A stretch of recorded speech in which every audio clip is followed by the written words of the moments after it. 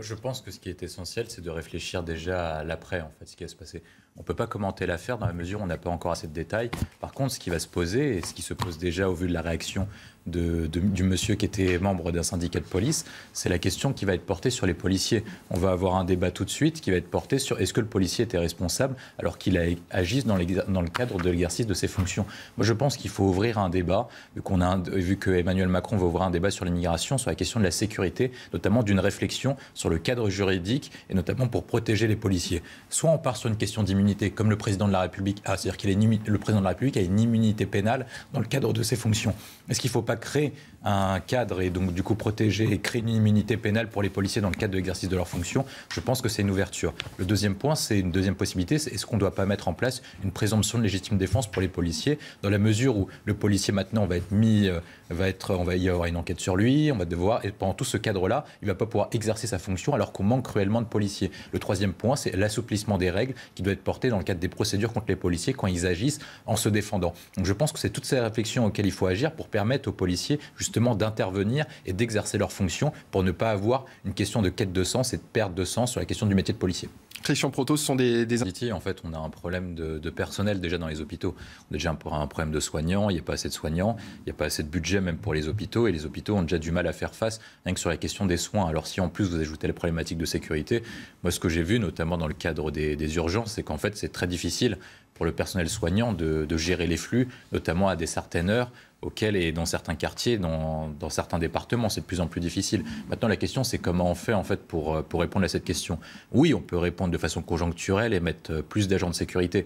Mais comment on fait de toute façon alors qu'on n'a déjà pas assez d'argent pour financer le personnel soignant? Je pense que la question qui se posera implicitement sur la question de l'hôpital, c'est comment on fait notamment pour arriver à des contraintes auxquelles notre argent part un peu dans tous les sens. On dépense beaucoup plus que l'Allemagne par habitant et pourtant nos soignants sont moins bien payés. Il y a moins de personnel soignant, il y a moins de personnel pour assurer la sécurité dans les hôpitaux. Donc je pense qu'on doit engager une réflexion sur l'hôpital, sur comment on a fait pour faire disparaître tout cet argent. Nous, on a déjà étudié sur quelques pistes. En fait, on voit à peu près entre 25 et 35% du budget par ce qu'on appelle dans les coûts administratifs, dans les coûts d'infrastructure, dans les coûts de procédure, etc. Je pense que tout cet argent doit être redéployé, non seulement pour assurer la sécurité dans les hôpitaux, parce que je pense que le personnel soignant a besoin d'être dans certains endroits, être en sécurité, parce qu'à certaines heures, c'est très compliqué quand vous avez des afflux de personnes et que les soignants se font agresser en disant pourquoi est-ce que je ne suis pas accueilli, pourquoi est-ce que je ne suis pas mis sur une place en urgence, etc.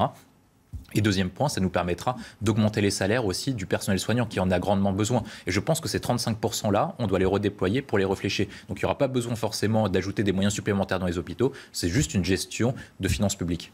Christian Proto. Moi, j'ai vécu la situation moi-même. Donc, j'avais un problème de poumon gauche. Donc, à un moment, j'ai dû appeler et j'ai dû avoir un médecin qui venait chez moi quand je ne pouvais plus respirer, avant même que les urgences et les pompiers n'arrivent. Donc, j'ai vécu la situation moi-même. Mais pourquoi est-ce qu'on a fait ça et pourquoi est-ce qu'on est parti sur cette situation? C'est parce qu'en fait, personne ne le dit, mais le système hospitalier, le système de santé français est en faillite. Dans la mesure où, quand on regarde n'importe quelle courbe macroéconomique, parce que je l'ai fait, en fait, on regarde l'évolution de la population et le vieillissement de la population et le surcoût, notamment sur la question des urgences et le surcoût sur certaines maladies dites rares ou des maladies spécifiques, en fait, le système français n'est pas en capacité de soigner tout le monde. La vérité, c'est qu'en fait, on n'a pas voulu le dire parce qu'à chaque fois, on veut soigner tout le monde et on ne met pas de priorité. Et donc, on a dit, on continue à soigner, on continue à rembourser tous les médicaments, etc. Et du coup, on n'a pas dit la vérité aux gens en disant, le système est en faillite, on n'a pas les moyens de payer. Donc, à chaque fois, on rabote.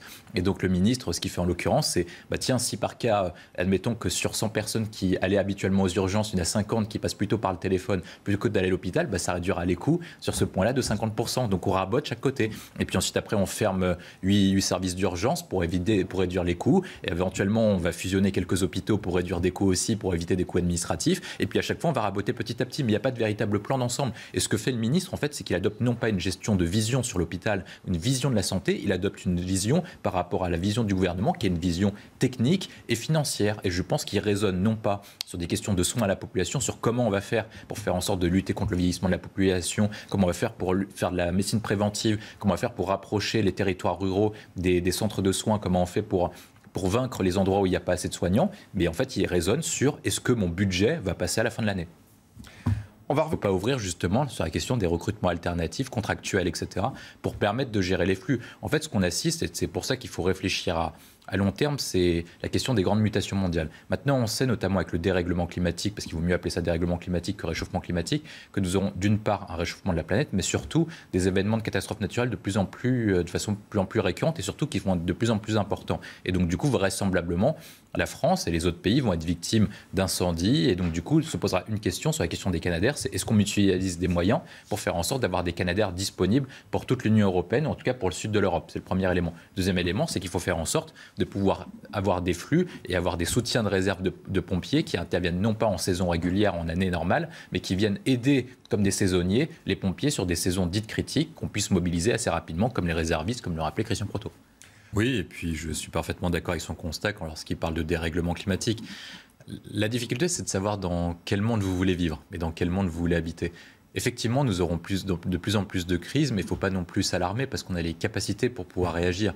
Parce qu'effectivement, on en parlait tout à l'heure avec Patrice, et quand vous regardez, vous dites on enchaîne les crises, crise sanitaire, crise économique, crise financière, mais malgré tout, pour l'instant, nous sommes toujours là. Et il faut rappeler non seulement que la France a résisté pendant 1000 ans aux guerres, aux défaites et aux occupations, elle a toujours pu se relever. Il faut croire au génie humain et aux capacités notamment, et j'insisterai dessus, sur nos capacités d'invention et de recherche de technologie. Nous sommes le pays de lumière, le pays de Pasteur, et on sera en capacité de trouver des choses nouvelles. Donc je pense que le point essentiel... Nos capacités à s'adapter aussi, parce que finalement c'est très humain. L'homme n'a cessé de s'adapter au fil du temps. Je suis tout à fait d'accord, on a pu s'adapter à tous les types de situations, mais je pense que le point essentiel, c'est est-ce qu'on arrivera à redevenir une grande nation scientifique qui sera capable de s'adapter, prévoir des solutions pour demain et faire en sorte qu'on puisse vivre dans un monde durable. Patrice Arditi, William T. Je pense que c'est une erreur parce que le vote est indissociable de la question de l'appartenance à une nation. Vous allez me dire qu'en 92, on a ouvert le vote aux ressortissants européens, mais je pense que c'était une mauvaise idée dans la mesure où ça affaiblissait la question de la citoyenneté. Il ne faut pas oublier qu'en 1789, on a adopté une déclaration qui s'appelle la Déclaration des droits de l'homme, et on a oublié et du citoyen. Et en fait, ce qu'on a fait avec la Révolution française, c'est qu'on a donné corps au concept de nation.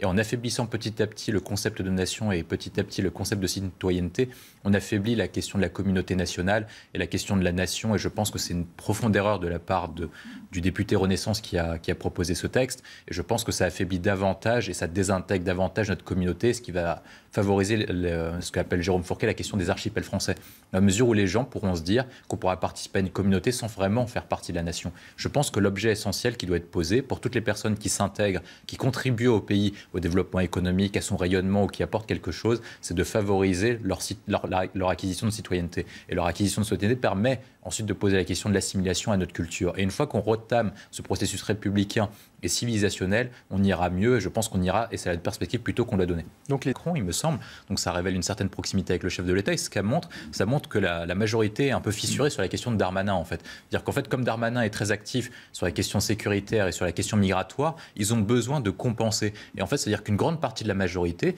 plutôt que de penser à la prochaine génération pour régler la question des prochaines crises sur lesquelles on a évoqué, ou même répondre aux questions essentielle des Français sur la question du pouvoir d'achat, sur la question du climat, sur la question des crises, sur la question de la sécurité ou de l'immigration, il y a une partie des proches d'Emmanuel Macron qui pense à une seule chose, c'est court-circuiter Darmanin pour penser à la succession d'Emmanuel Macron. C'est-à-dire que c'est leur seul objectif de l'été, Sacha Houlier en tête, c'est-à-dire que quand on révèle et quand on enquête un peu, on voit que Gérald Darmanin suscite en tout cas des réactions de l'aile gauche de la majorité, et on voit que tout cela n'ont un seul objectif en tête, c'est pas de répondre à la question migratoire, c'est pas de répondre à la question du pouvoir d'achat, c'est uniquement barrer la route à Darmanin. Est-ce que sur ces sujets, à un moment donné, le gouvernement, que ce soit Emmanuel Macron ou Elisabeth Borne, ne vont pas devoir se prononcer parce qu'on les trouve quand même très silencieux depuis quelques jours? Mais ils sont contre en fait.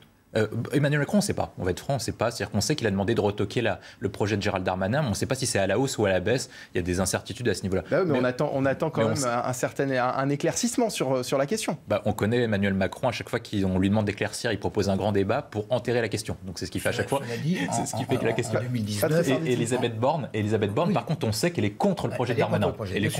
Mais en 2019, là, pour faire une petite extension, le président avait dit préférer favoriser l'accès à la nationalité française plutôt que d'accorder des droits d'asile. C'est déjà une indication sur la nationalité française. Sur le droit de vote des étrangers, mais on ne connaît pas sa position sur les questions sécuritaires et migratoires, et ça fait depuis 6 ans qu'il est très flou sur cette question. Moi, ce qui me frappe, c'est l'argumentaire bidon tenu par Manon Aubry et Éric Piolle. Manon Aubry dit en fait que parce que des gens payent des taxes, ils ont le droit de voter. Donc vous, quand vous êtes touriste et vous allez payer la TVA dans un autre pays, vous avez le droit de voter, vous exprimer sur la politique commerciale de ce pays en question. Et Éric Piolle dit qu'en fait, ça permet de favoriser l'inclusion dans les quartiers. Mais en fait, tout ce qu'ils font, c'est des intérêts électoraux. Ils veulent modifier le corps électoral en vue de supposer un électorat qui leur est plus favorable en vue de leurs prochaines élections. Moi, je pense que ces gens-là, en fait, correspondent exactement à la case que dénonçait Winston Churchill. Les politiciens sont ceux qui pensent à la prochaine élection, alors que les hommes d'État sont ceux qui pensent à la prochaine génération. Ils ne pensent pas à la question de la fragmentation du corps communautaire social. Éric Piolle, clientélisme selon vous ? Oui, moi je pense que Éric Piolle et la France Insoumise sont des islamo-gauchistes. Et la question qui doit se poser pour eux, c'est est-ce que ce sont des idiots utiles ou est-ce que ce sont des traites et dans ce cas, ils feraient d'office de cheval de Troie de l'islam politique. Parce qu'en fait, lorsque Éric Piolle joue sur ce question de la décision du Conseil d'État, il sait très bien ce qu'il est en train de faire. Il sait très bien ce qu'il est en train de faire, c'est-à-dire qu'il essaie de contourner les règles posées par le Conseil d'État pour faire entrer le burkini sur la place publique et dans le débat public afin de faire radicaliser une partie de la communauté de confession musulmane. Et c'est pour ça que moi je parlais, parce que ça rejoint la question qui est portée sur la question de l'imam Iqiyoussen.